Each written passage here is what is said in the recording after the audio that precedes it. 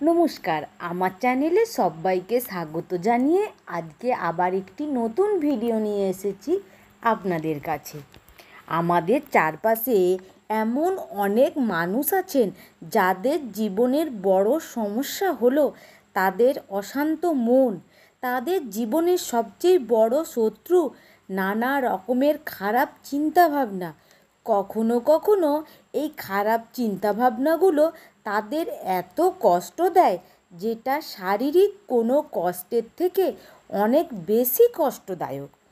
তারা চায় এই সমস্যা থেকে মুক্তি পেতে, কিন্তু কিভাবে এই সমস্যা থেকে বের হবে তার পথ খুঁজে পায় না। তাই আজকে যে গল্পটা আপনাদের বলে শোনাবো সেটা শুনলে এই সমস্যাগুলি থেকে অনেকটাই বাইরে বেরিয়ে আসতে সাহায্য করবে। এই গল্পটি হলো বোধি ধর্ম নামে এক বৌদ্ধ সন্ন্যাসী গৌতম বুদ্ধের পরে সবচেয়ে বেশি প্রসিদ্ধ এবং প্রভাবশালী বৌদ্ধ সন্ন্যাসী। তিনি বৌদ্ধ ধর্মকে ভারত থেকে চীনে নিয়ে গিয়েছিলেন, যা পরে জৈন বৌদ্ধ জেম নামে প্রসিদ্ধ হয়েছিল। বোধি ধর্ম যখন চীনে গেছিলেন তখন চীনের যে রাজা ছিলেন তিনি বোধি ধর্মের কথা অনেকের মুখেই শুনেছিলেন। তিনি শুনেছিলেন যে ভারত থেকে এমন এক বৌদ্ধ সন্ন্যাসী এসেছেন, তিনি সবার সমস্যা দূর করেন। তাই তিনি বোধি ধর্মের কাছে একদিন যান এবং বলেন, আমি অনেক দিন ধরে এক বড় সমস্যার মধ্যে ভুগছি। তিনি অনেক চেষ্টা করেছেন, কিন্তু এই সমস্যা থেকে মুক্তি পাওয়ার কোনো উপায় খুঁজে পাননি। তাই তিনি তখন বোধি ধর্মের কাছে যান। তখন বোধি ধর্ম বলেন, কী সমস্যা? তখন রাজা বলেন, আমার মন সব সময় অশান্ত থাকে, মনের মধ্যে সব সময় দুশ্চিন্তা থাকে। এত বেশি খারাপ চিন্তাভাবনা আমার মনকে ধরে রাখে যে রাতে আমি ঘুমোতে পারি না। আমি অনেক চেষ্টা করি মনের এই সব দুশ্চিন্তাকে দূর করতে, কিন্তু কিছুতেই আমি আমার মনকে শান্ত করতে পারি না। আমি শুনেছি আপনি নাকি সবার সমস্যা দূর করেন, তাহলে আমার এই সমস্যাকে দূর করতে পারবেন যাতে আমি জীবনে একটু শান্তি পাই? তখন বোধিধর্ম বললেন, হ্যাঁ, আমি আপনার সমস্যা দূর করব, কিন্তু এমন নয়। এর জন্য আপনাকে কালকে ভোর 4টের সময় আসতে হবে। 4টের সময় আমি এখানে একা থাকব, আমার চারপাশে কেউ থাকবে না। তখন আপনি আসবেন।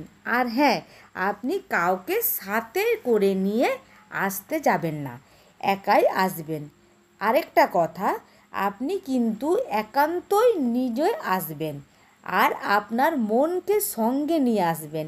সেটাকে আবার ভুলে বাড়িতে রেখে আসবেন না, না হলে আমি শান্ত করব কাকে? রাজা এ কথা শুনে অবাক হলো আর মনে মনে ভাবলেন যে এই মানুষটার কথা শুনে একে পাগল মনে হচ্ছে।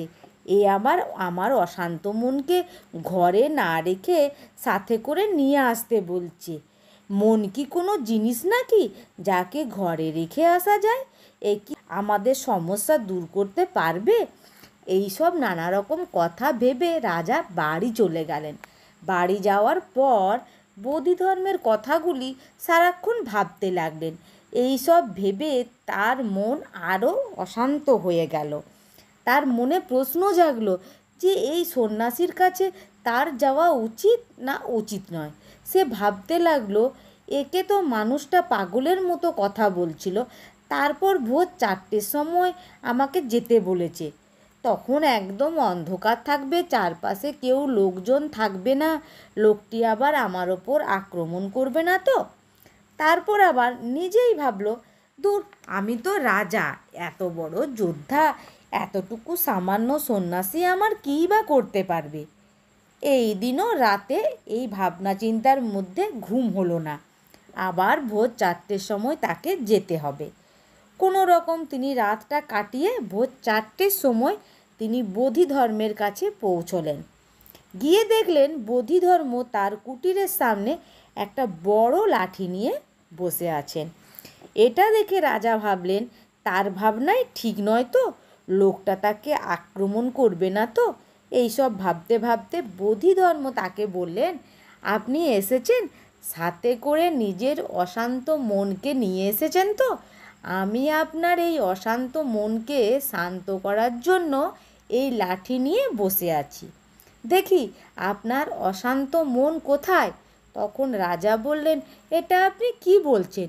মন কি কখনো কোনো জিনিস নাকি যে সাথে করে নিয়ে আসবো বা বাড়িতে রেখে আসবো? মন তো আমার ভেতরেই আছে। বোধিধর্ম বললেন, আচ্ছা, মন আপনার ভেতরেই আছে, ঠিক আছে, তাহলে আপনি এখানে বসে পড়ুন চোখ বন্ধ করে। আপনার ভেতরে থাকা অশান্ত মনকে খুঁজুন, খুঁজে পেলেই আমাকে জানবেন। আমি এখানে লাঠি নিয়ে বসে আছি। আপনার অশান্ত মনকে আজকে শান্ত করেই ছাড়ব। রাজা এইবার মনে মনে নিশ্চিত হয়ে গেলেন যে এই মানুষটা একদমই পাগল। এ যেরকম কথা বলছে, এটা কি কোনো সাধারণ মানুষ বলতে পারে নাকি? এদিকে তিনি আবার এটাও ভাবলেন, যদি পাগলই হবেন তাহলে এত মানুষ এনার ওপর এত ভক্তি কেন? তারা কি করে তাদের সমস্যার সমাধান করে এনার থেকে, বা এনার থেকে তাদের সমস্যার সমাধান পাচ্ছেন? দেখি না ইনি কি বলতে চাইছেন, এনার কথা শুনেই দেখি না। এইসব ভেবে তিনি ওইখানেই চোখ বন্ধ করে বসে গেলেন। বসে তিনি অশান্ত মনকে খুঁজতে লাগলেন। অনেকক্ষণ ধরে তিনি চেষ্টা করলেন অশান্ত মনকে খুঁজতে, কিন্তু তিনি যতই খোঁজেন কিছুই খুঁজে পান না, শুধু সব কিছুই শূন্য পান। এমনকি খোঁজার সময় তিনি কোনো রকম খারাপ চিন্তাও দেখতে পান না। এটা অবশ্য সব সময় থাকে না। যখনই তিনি খুব একাগ্রতার সঙ্গে অশান্ত মনকে খুঁজে যান, সব কিছু তখনই শূন্য হয়ে যায়। আবার কিছুক্ষণ পর তার মনে হয় তার মনের মধ্যে চলা বিভিন্ন চিন্তার মধ্যে তিনি যেন কোথায় হারিয়ে গেছিলেন। সঙ্গে সঙ্গে তিনি তৎপর হয়, আবার অশান্ত মনকে খুঁজতে শুরু করে। তখনই আবার সব কিছুই শূন্যই দেখেন। সেখানে না আছে কোনো ভাবনা, না আছে কোনো দুশ্চিন্তা। তো এই করতে করতে সূর্য উঠে যায়, সকাল হয়ে যায়। তিনি চোখ খুলেন। বোধিধর্ম বলেন, কি হলো? আপনি আপনার অশান্ত মনকে খুঁজে পেলেন? রাজা তখন বললেন, না, আমি অনেক চেষ্টা করলাম আমার অশান্ত মনকে খুঁজতে, কিন্তু খুঁজে পেলাম না। বোধিধর্ম বললেন, ঠিক আছে, কোনো ব্যাপার নয়, এখন আপনি বাড়ি চলে যান, কালকে আবার ভোর 4টের সময় চলে আসবেন। রাজা বাড়ি চলে গেলেন। বাড়ি গিয়ে তার মনে হলো, আমি বোধহয় শুধু শুধু সময় নষ্ট করছি, কিন্তু তার যেন ওই দিন অন্য দিনের চেয়ে বেশি শান্তি অনুভব হলো। তো তিনি পরদিন ভোরবেলায় আবার সেখানে গেলেন। এই দিনও বোধিধর্ম তাকে একই কাজ করতে বললেন। রাজাও চোখ বন্ধ করে বসে নিজের অশান্ত মনকে খুঁজতে লাগলেন। এই দিনও অনেক সময় পার হয়ে গেল, কিন্তু রাজা কিছুই খুঁজে পেলেন না।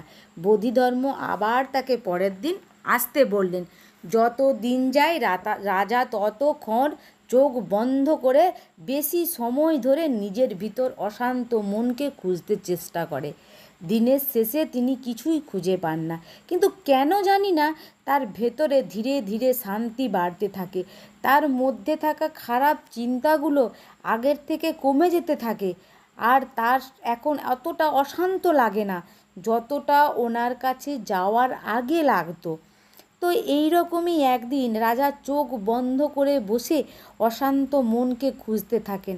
আর এই দিন সময়ের কোনো খেয়াল থাকেনি তার ভেতর। তখন সকাল থেকে দুপুর গড়িয়ে যায়, কিন্তু তিনি নিজের ধ্যানের মধ্যেই থাকেন। বিকেলবেলা তিনি চোখ খোলেন। তখন বোধিধর্ম জিজ্ঞেস করেন, কি হলো, পেলেন আপনি আপনার অশান্ত মনের খোঁজ? রাজা এই দিন যতটা শান্তি অনুভব করেছিলেন ততটা অন্য দিন কিন্তু করেননি। তিনি বললেন, হে প্রভু, আপনি কিছু না করেই আমার অশান্ত মনকে শান্ত করে দিয়েছেন, আর আমিও কিছু না করে শুধুমাত্র নিজের ভেতরে অধ্যয়ন করে এত দিনের সমস্যা থেকে মুক্তি পেয়েছি। আমি বুঝেছি যে আমাদের অশান্ত মনকে বাইরের কোনো কিছুই শান্ত করতে পারে না। আমরা যতক্ষণ নিজের ভেতরে একাগ্রতার সাথে দেখতে শিখব, ততক্ষণ আমাদের মনের মধ্যে এই সব খারাপ চিন্তাভাবনার ঝড় চলতেই থাকবে। আর আমরা যখনই খুঁজতে চেষ্টা করব চিন্তার ঝড়কে, আমরা দেখতে পাবো সেখানে আসলে কিছুই নেই, সবই শূন্য। প্রথমের দিকে এটা এত সহজ হবে না, আমরা বেশিক্ষণ একাগ্রতার সাথে দেখতেই পারবো না। মনের ভেতরে চলা ঝড় আমাদের একাগ্রতা নষ্ট করে দেবে। আমাদের মনকে আবার এক জায়গায় একাগ্র করতে হবে। আর আস্তে আস্তে সময়টাও বাড়তে থাকবে। যত সময় যাবে ততই অশান্ত মন শান্ত হয়ে যাবে। একদিন বা দুদিনে হবে না, তবে ধীরে ধীরে অভ্যাসের মাধ্যমেই এটা হবে। তবে বোধিধর্মের এই ছোট গল্পটা আমাদের বুঝিয়ে দেয় অশান্ত মনকে শান্ত করার উপায় হলো ধ্যান করা। যা একাগ্রতার সাথে সব কিছু পর্যবেক্ষণ করতে হবে, আমাদের মনকে শান্ত করতে হবে। তবেই আমাদের দুশ্চিন্তা মুক্ত হতে পারবো এবং আমরা ভালো থাকবো।